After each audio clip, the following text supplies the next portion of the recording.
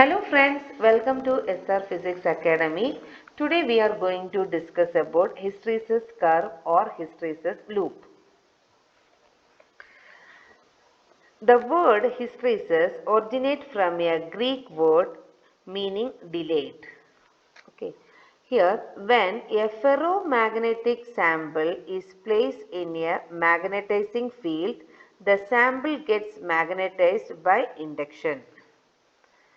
Here figure shows the variation of magnetic induction or magnetic field B with magnetizing field intensity H.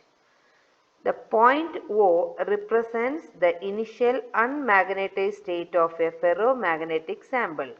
As the magnetizing field intensity H increases, the magnetic induction B first gradually increases and then attain a constant value.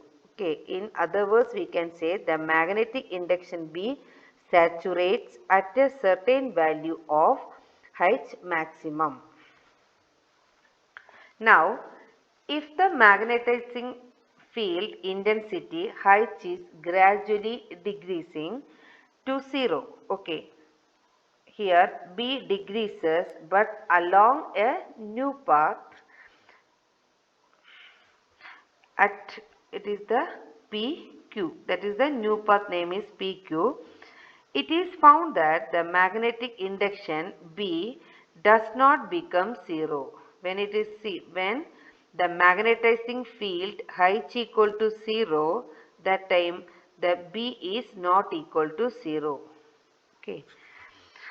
So the sample is not demagnetized even when the magnetizing field has been removed. This meaning is that is it is not demagnetized even when the magnetizing field has been removed.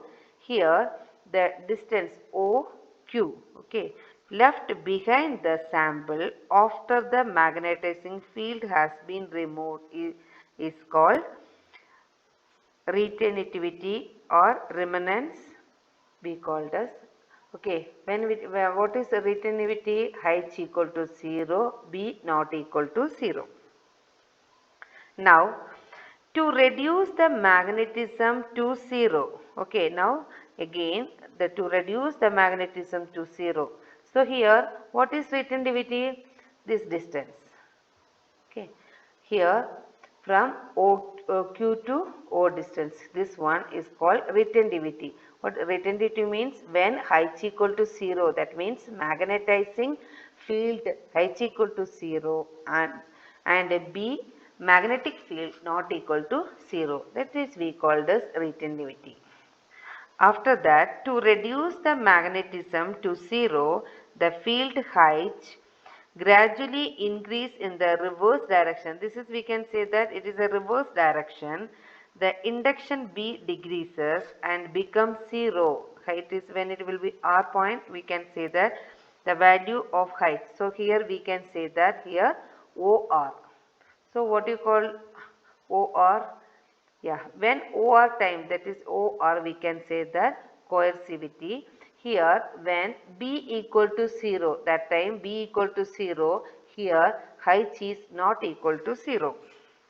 So the value of reversing magnetic field intensity H required for the residual magnetism of a sample to become 0 is called coercivity of the sample. On further increasing height, okay, here increasing height in the reverse direction. This is we call this reverse direction to a value of what height, okay, here height equal to maximum means positive maximum, here height negative maximum. So we reach the saturation point S located symmetrically where at point S to P. Now here again S, here what is the value of here? This S is gradually, the point is it reached to P. Okay. So this cloud, okay. Same here. What do you call this point? Here OQ. Okay. Same OQ represents OT. Here we can say that OQ represents OT. So this is also we can say that retentivity. Retentivity OT is also representing OQ. Okay. So here also height equal to 0, that time B not equal to 0. Where height equal to here 0, B not equal to 0. That means OT, this point we can say that retentivity. So again it is going to positive side. So here same what happened here OR, here OR representing to coincident to OU, is it? So this point OU we can say the coercivity B equal to 0, H not equal to 0. Here also B is 0. When B is 0, that time is opposite to OR line. Okay. Now again it is reached to saturation points. Extreme H maxima. So here the closed curve. So this is, you look at here, this is the closed curve. Is it the closed curve? What is the name? P, Q point, R, S, T, U, P. Okay. This closed curve which represents the cycle of magnetization of a ferromagnetic sample is called hysteresis loop. Okay. So here what is hysteresis loop? This is the closed loop. Is it? What is the name of that? P, Q, R, S, T, U, P. Now here throughout the cycle the magnetic field B lags behind the magnetic field intensity H. Okay. So here we can say what is the definition of hysteresis loop. Okay, the phenomenon of lagging of the magnetic induction behind the magnetizing field in a ferromagnetic material is called hysteresis. Okay, or hysteresis loop. Now, what is the practical importance of hysteresis loop? Okay. Here, a study of hysteresis loop provide us information about, we know that retentivity, coercivity and hysteresis laws of a magnetic material. Okay. This helps in proper selection of material for designing codes of transformers and electromagnets and in making permanent magnet. Okay, so what is the use of hysteresis loop? Means we study different material. Okay, then we know that which material is suitable for permanent magnet or electromagnet. Now there are two type of ferromagnetic materials are there. First one is soft ferromagnet material and second one is hard ferromagnetic material. First we will discuss what is soft ferromagnetic material.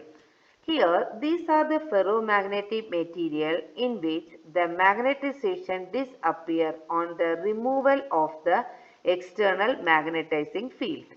Okay. So here such material have, we know that, see, when it is the soft ferromagnetic, that it is narrow hysteresis loop. It is a look like it is a small and narrow also. Okay. So they have, in this case, that is when it is the narrow hysteresis loop, here, see what is here, retentivity, this is size is small, is it? That means we can say the low retentivity and here also low coercivity. So and even we can say that low hysteresis loop. Okay. Now, but they have high relative magnetic permeability. Now, they are used, where they are used for cores of solenoid and transformer.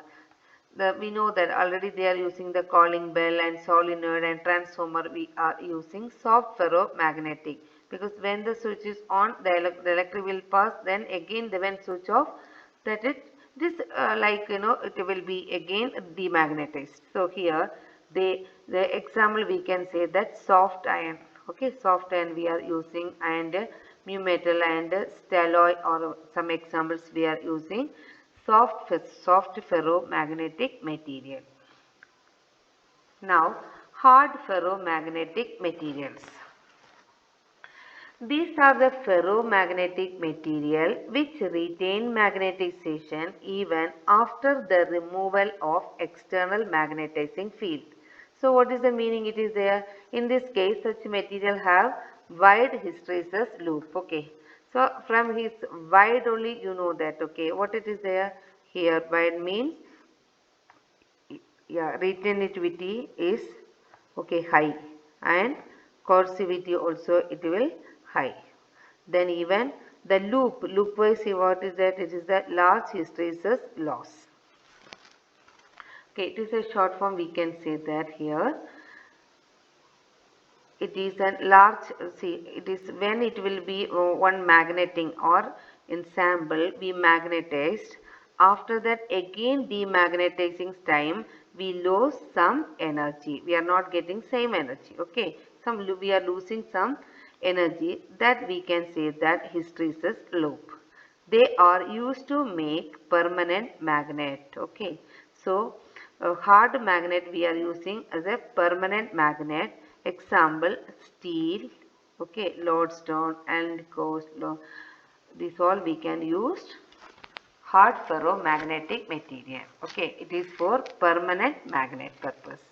So again we have to remember that when it is ferromagnet or means hard ferromagnetic material, it always it is what high retentivity and high coercivity and large hysteresis loss.